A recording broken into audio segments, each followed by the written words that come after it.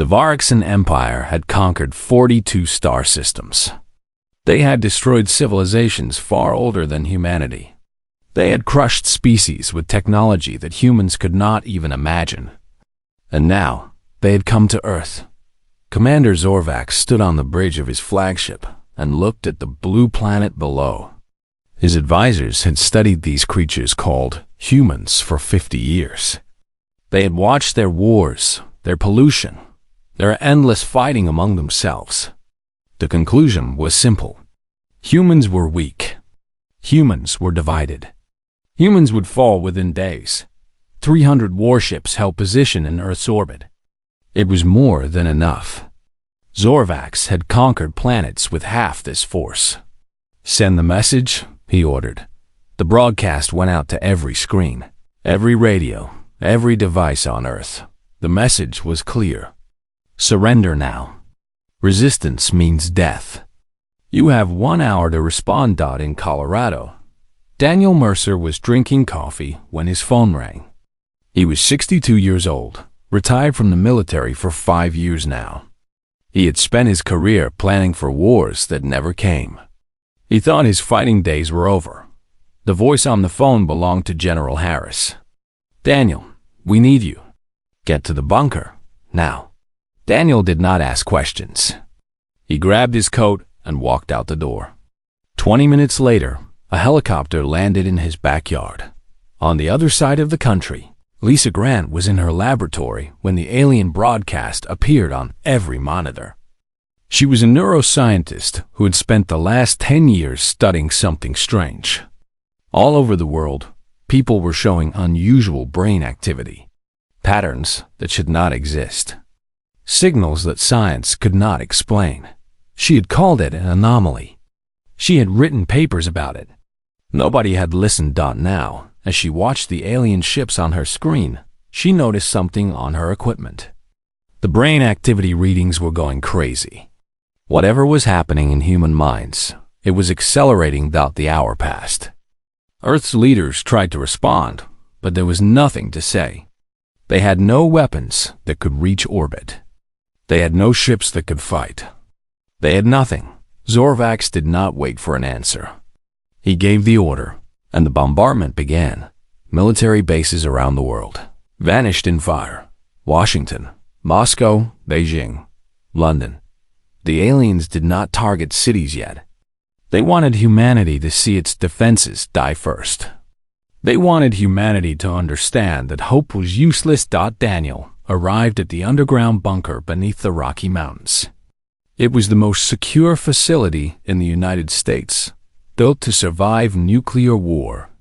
Now it was full of generals and politicians who looked like frightened children. General Harris met him at the entrance. "Thank you for coming.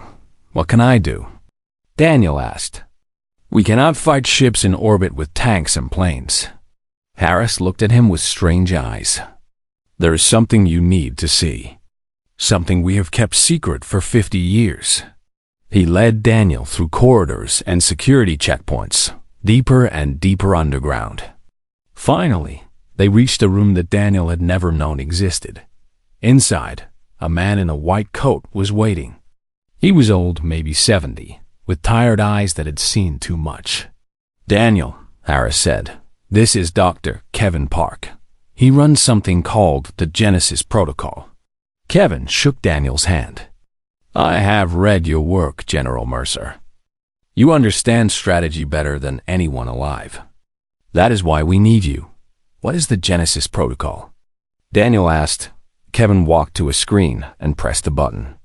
Images appeared. People doing impossible things.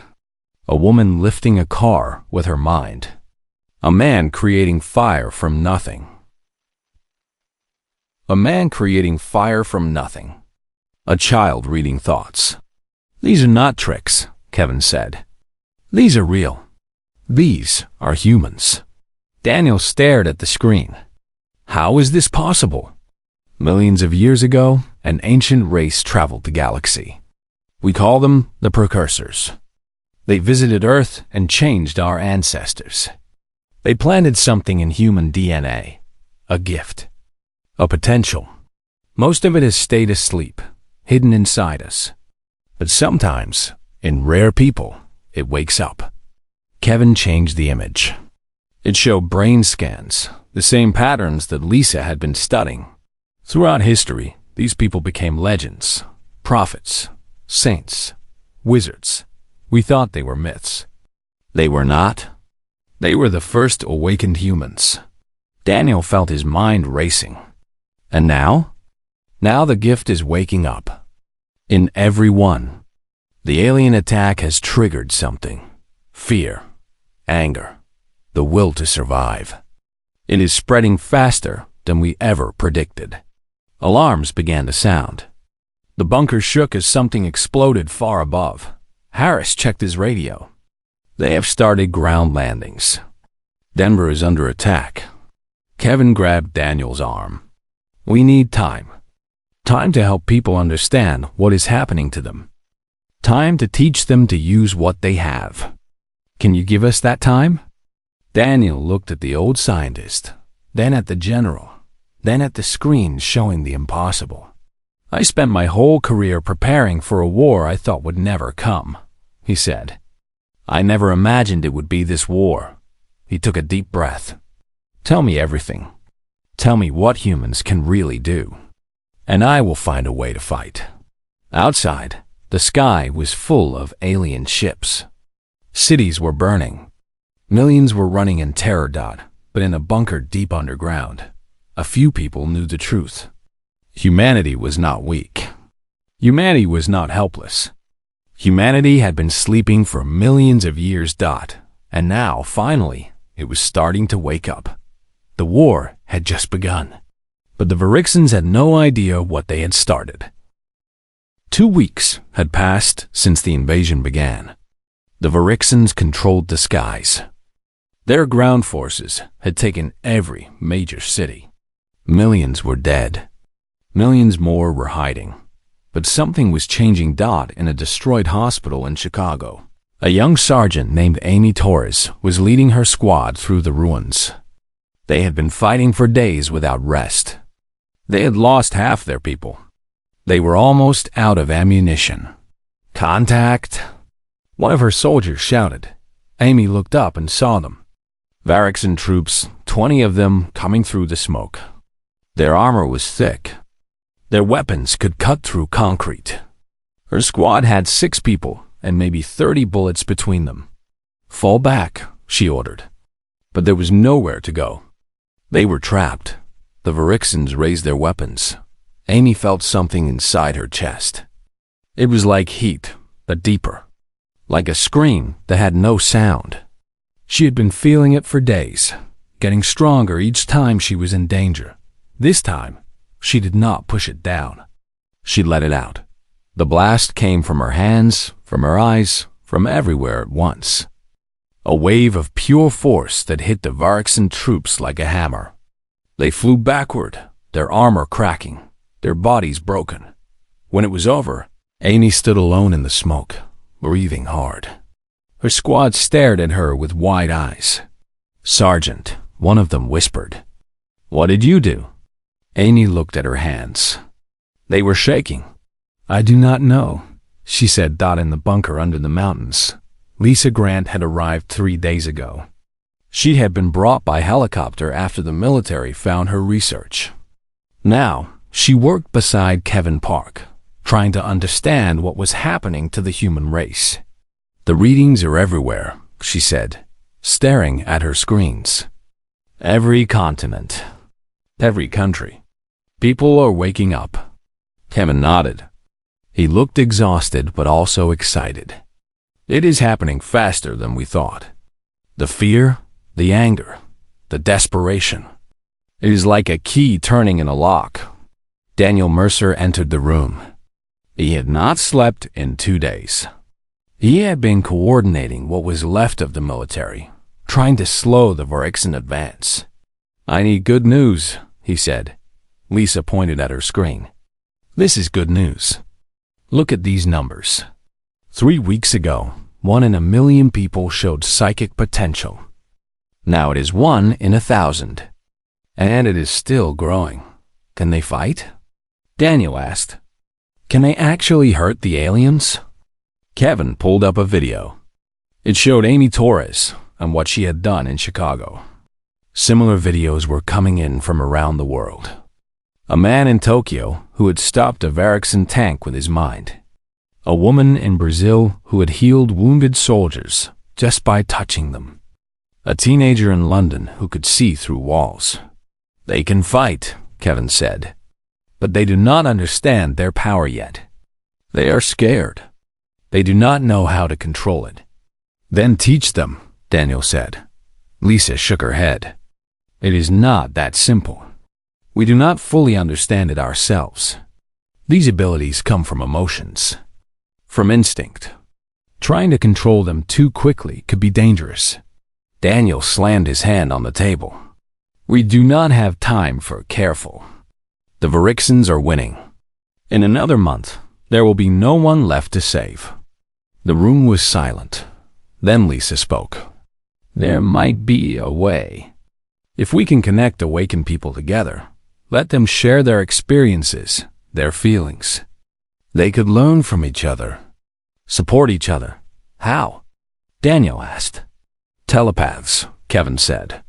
Some of the awakened can read minds. If we gather them, train them, they could create a network. A web of minds across the planet.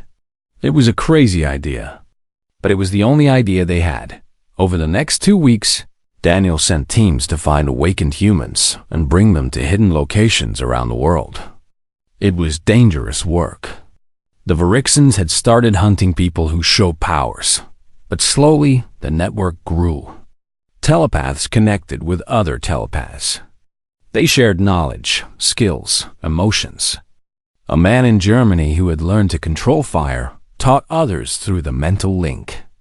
A woman in Japan who could move objects with her mind showed them how to focus. Amy Torres became one of the first leaders. Her power had grown stronger every day. She trained soldiers, taught them to use their gifts in combat. And in orbit, Commander Zorvax received strange reports. Human attacks that made no sense. Soldiers destroyed by invisible forces. Weapons that stopped working for no reason. Equipment failures, his officers told him. The humans are getting lucky. Zorvax was not so sure. Something was wrong. Something had changed. He sent a report to High Counselor Thren back in the Varixen capital. The conquest is proceeding, but there are anomalies. Request additional research on human capabilities. Thren read the report and felt the first small touch of doubt. He began searching through ancient records, looking for anything about this strange planet called Earth. What he found would keep him awake for many nights. But for now, the Varixens still believed they were winning. They were wrong. 6 weeks after the invasion, the war had changed. The Varixens still held the cities. Their ships still filled the sky. But now, they were afraid. Marcus Cole was 17 years old when the aliens came. He had been a normal teenager in Chicago, worried about school and girls and basketball. Now he was something else. The convoy of refugees was moving through the ruins of the highway when the Varixen patrol found them. 300 people, mostly women and children, trying to reach the safe zone in the mountains. Marcus was at the front when he saw the alien vehicles coming. 5 transports, maybe 50 soldiers. Everyone get down, he shouted, but there was nowhere to hide. The highway was open ground. The aliens would kill them all. Marcus stepped forward. He had discovered his power 2 weeks ago when Varixen soldiers killed his mother. The rage had exploded out of him, and 3 aliens had died without understanding what happened. Since then, he had practiced. He had learned. He had grown stronger. The Varixen vehicles stopped. Soldiers poured out. Weapons raised. Marcus raised his hand. The first transport lifted off the ground and flew into the second one. Both exploded. The third one crumpled like paper as Marcus squeezed his fist. The soldiers tried to run, but he was faster. His mind reached out and threw them like toys. When it was over, Marcus stood alone among the wreckage. 300 refugees stared at him in silence. A little girl walked up to him and took his hand. "Thank you," she said. Marcus looked down at her and felt tears on his face. He was 17 years old, and he had just killed 50 beings. He was a weapon now. He would never be normal again. "Come on," he said. "We need to keep moving."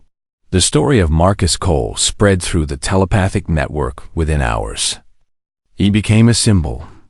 If a teenager could do this, what could they all do together? In the Varaxan capital ship, Commander Zorvax was losing patience.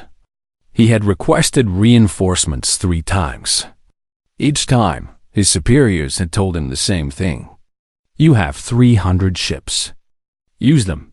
But his ships were not enough anymore. Awakened humans were destroying his ground forces faster than he could replace them. His soldiers were scared to leave their bases. "Burn the cities," one of his officers suggested. "Kill everyone." And this, Zorvax considered it. But the Empire wanted Earth's resources. Destroying everything would make the conquest pointless. "Find their leaders," he ordered. "Find whoever is organizing this resistance. Cut off the head, and the body will die." But the resistance had no single head. It was everywhere and nowhere. A network of minds spanning the planet. In the bunker, Daniel Mercer coordinated the war through awakened telepaths. He could send orders instantly to any location on Earth. He could receive reports in real time. It was the perfect command system. Lisa Grant had made another discovery. "The powers are evolving," she told Daniel. First-generation abilities were basic: telekinesis, telepathy, fire. But second-generation abilities are appearing now. People who can bend light and become invisible. People who can heal any wound. People who can see the future. "How is that possible?" Daniel asked. "The gift is adapting," Kevin Park explained. "It is responding to what we need. The more we fight, the stronger we become. It is like our DNA is learning." Daniel thought about this. What is the limit? How strong can we get? Kevin shook his head. "I do not know. Maybe there is no limit." On the other side of the galaxy, High Counselor Thren had finally found what he was looking for. Ancient records from before the Varaxan Empire existed. Stories about a race called the Precursors who had traveled to stars millions of years ago. The Precursors had created species across the galaxy. They had planted seeds of potential in primitive creatures, hoping those seeds would one day grow. Most of those seeds had failed. The species had stayed primitive, or they had destroyed themselves, or the gifts had never awakened. But the record spoke of one world where the experiment might succeed. A world called Earth. Thren read the ancient words with growing horror. "Do not wake the sleepers. Do not challenge the children of the Precursors. Their potential is without limit. Their power, once awakened, cannot be stopped." He tried to contact Zorvax immediately. "Commander, you must stop the attack. You must withdraw. You do not understand what you are fighting." But Zorvax refused to answer. He had committed everything to this war. He would not accept failure. Thren then tried something desperate. He sent a message directly to Earth, hoping the humans would receive it. "This is High Counselor Thren of the Varaxan Empire. I wish to negotiate peace. Please respond." The message was intercepted by Zorvax's communication officers. They deleted it immediately and reported the counselor for treason. Thren was arrested that night. His warnings would never reach the humans, and the war continued. But now, for the first time, the Varaxans were losing. 3 months after the invasion, the reinforcement fleet arrived. 300 more Varaxan warships dropped out of hyperspace and joined the original force. 600 ships now hung above Earth. Commander Zorvax finally had the power he needed. Begin the final assault, he ordered. Destroy all human resistance. Leave nothing standing. But on the ground, humanity was ready. Lisa Gran had spent weeks developing her theory. Our powers are stronger when we connect, she told the Council of Awakened Leaders. One person can lift a car. 10 people together can lift a building. But if we really combine, if we truly merge our minds, there is no limit to what we can do. Daniel Mercer had gathered the leaders in a hidden base beneath what was once New York City. Amy Torres was there, now commanding thousands of awakened soldiers. Marcus Cole had come from Chicago, still young but already a legend. Dozens of others had joined them from every country on Earth. The aliens are going to hit us with everything they have, Daniel said. We need to hit back harder. Amy nodded. My people are ready. Give us targets. The Varixen Central Command is in Manhattan, Daniel said. They turned the old United Nations building into their headquarters. If we take it, we break their ground operations. That building has shields, someone said. Our powers cannot get through. Marcus spoke up. I can get through. I have been practicing something new. I can touch machines with my mind. Make them do what I want. Everyone stared at him. You can control alien technology? Lisa asked. I can try, Marcus said. The attack came at dawn. Amy led 5,000 awakened soldiers through the streets of ruined Manhattan. The Varixens sent everything they had to stop them. It was not enough. Telekinetics threw enemy vehicles aside like toys. Fire starters burned through armor. Healers kept wounded soldiers fighting. Telepaths coordinated every move, making the human force act like a single organism. Marcus reached the command building and placed his hands on the wall. He closed his eyes and pushed his mind into the alien systems. Alarms screamed. Lights flickered. The shields protecting the building died. Amy and her soldiers poured inside. The battle lasted 3 hours. When it was over, the Varixen Ground Command had fallen. Human flags flew over Manhattan for the first time since the invasion. In orbit, Zorvax watched the reports with cold rage. He had lost 10,000 soldiers in one day. His ground forces were broken. Enough, he said. If we cannot have this planet, no one will. He gave the order to prepare the extinction weapons. Bombs that could destroy all life on Earth. It was against Imperial law to use them without authorization. Zorvax no longer cared about the law. Sir, one of his officers said, High Counselor Thren sent warnings about these creatures. Perhaps we should withdraw and... Thren is a traitor, Zorvax said. The humans are animals. Powerful animals, but still animals. We will burn them out and start over. The weapons charged. Zorvax smiled. On Earth, Kevin Park felt the danger. He was old and tired, but his mind was the strongest among them. He could sense the alien weapons activating. They are going to destroy everything, he told Daniel. We have minutes. Daniel felt his heart stop. Can we stop them? Not from here. The weapons are in orbit. Our powers cannot reach that far. Kevin paused. But mine can. Lisa grabbed his arm. Kevin, no. You cannot shield the entire planet. It will kill you. Kevin smiled at her. I have spent my whole life waiting for this. Waiting for humanity to wake up. I always knew I would not live to see what we become. He touched her face gently. Make sure we become something good. He walked outside alone. The Varixen weapons fired.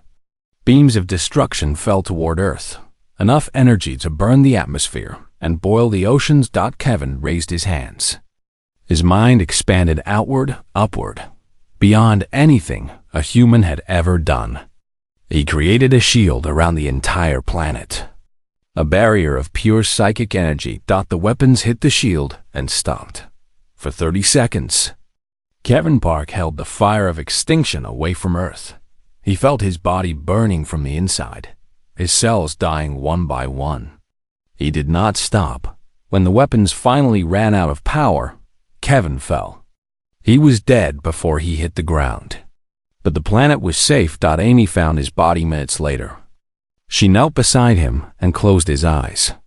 "We will not waste this," she promised him. "We will not forget." In orbit, Zorvax stared at his screens in disbelief. That is impossible. Nothing can stop those weapons. But something had. Someone had. His fleet was out of extinction weapons. His ground forces were destroyed. For the first time in his life, Commander Zorvax felt fear. "Sir," an officer said quietly, "what do we do now?" Zorvax had no answer. Below, humanity was preparing its next move. The final move. The day after Kevin Park died, Daniel Mercer gathered every awakened human who could hear him. The telepathic network carried his voice to millions of minds across the planet. "We have won on the ground," he said. "But the enemy is still in our sky. As long as their ships remain, we are not free. Today, we end this war." Lisa Grant stood beside him in the bunker. She had not slept since Kevin died. Her eyes were red, but her voice was strong. "Kevin showed us what one mind can do," she said. "He shielded our entire planet alone. Now imagine what we can do together. All of us. Every awakened human on Earth." Amy Torres spoke next. "It sounds impossible. Reaching into space. Destroying ships in orbit. Our powers have never worked at that distance." "Kevin's power did," Daniel said. "And his power came from the same place as ours. The same gift. If he could reach that far, so can we. But only if we do it together." The plan was simple and terrifying. Every awakened human would join minds through the telepathic network. They would combine their power into one force and reach up into space. They would destroy the Varixen fleet with pure psychic energy that no one had ever tried anything like it. No one knew if it was possible. What if it fails? Marcus Cole asked. "Then we die trying," Daniel said. "But I would rather die fighting than live under alien rule." Marcus nodded. "Then let us do it." The word went out across the world. At midnight, every awakened human would join the link. Scientists and soldiers. Children and grandparents. Rich and poor. Every person who had felt the gift wake inside them. In orbit, Commander Zorvax watched his sensors with growing confusion. Strange energy readings were appearing all over the planet. Something was happening. "What is this?" he demanded. His scientists had no answer. "Unknown energy signatures, Commander. They seem to be coming from everywhere at once." Zorvax felt the fear again, colder than before. He opened a communication channel to his fleet. "All ships, prepare for immediate withdrawal. We are leaving Earth space." But it was too late. On Earth, midnight came. Millions of minds reached out and touched each other. Awakened humans on every continent, speaking every language from every nation. For one moment, they were not individuals. They were one. The power that flowed through them was beyond anything they had imagined. It was like touching the sun. It was like becoming a god. Lisa guided the connection, keeping it stable, preventing it from burning out. Daniel gave it direction, pointing it upward toward the enemy. And together, humanity reached into space. Zorvax saw it coming. A wave of energy rising from Earth's surface, glowing with colors that had no name. It moved faster than light. It moved faster than thought. "No," he whispered. "This cannot be." The wave hit the first Varixen ship, and it simply came apart. Metal twisted. Systems exploded. Crew members did not have time to screen. Ship after ship fell. The wave moved through the fleet like wind through leaves. 600 warships became 600 clouds of debris in less than a minute. Zorvax's flagship was the last. The wave surrounded it, crushing it slowly, as if humanity wanted him to understand what was happening. He opened a broadcast channel. Not to his fleet, which was already dead. To the Varixian Empire, far across the galaxy. "This is Commander Zorvax. Earth is lost. The humans are not what we thought. Do not send more ships. Do not try to avenge us. Do not ever come here again." He paused, and his voice became a whisper. "They are not animals. They are the children of gods." And we woke them up. The wave closed around his ship, and Zorvax died. On Earth, the connection slowly faded. Millions of people returned to their own minds, exhausted, changed forever. Many collapsed where they stood. Some laughed. Some wept. In the bunker, Daniel Mercer sat down heavily. He was shaking. "It is over," he said. "It is finally over." Lisa put her hand on his shoulder. "No, it is just beginning. The galaxy knows about us now. Other species will come. Some will want to trade. Some will want to learn. Some will want to destroy us before we become too powerful." Daniel nodded slowly. "Then we had better be ready." 1 month later, the first human ships launched from Earth. They were small and simple, but they carry awakened crews who could do things that machines could not. High Counselor Thren had survived. After Zorvax died, he was released from prison and sent to Earth to negotiate peace. He became the first alien ambassador to humanity. "Your species terrifies me," he told Daniel honestly. "But I believe you can be good. I hope you will be." Daniel smiled. "We hope so too." The years passed. Humanity spread across the stars. They found other species created by the precursors, cousins scattered across 1,000 worlds. They built alliances. They made enemies. They faced new challenges, but they never forgot what they had learned during the invasion. Unity made them strong. Together, they could face anything. Daniel Mercer died peacefully at 91, surrounded by family and friends. His last words were recorded for history. "They came to conquer a sleeping giant," he said.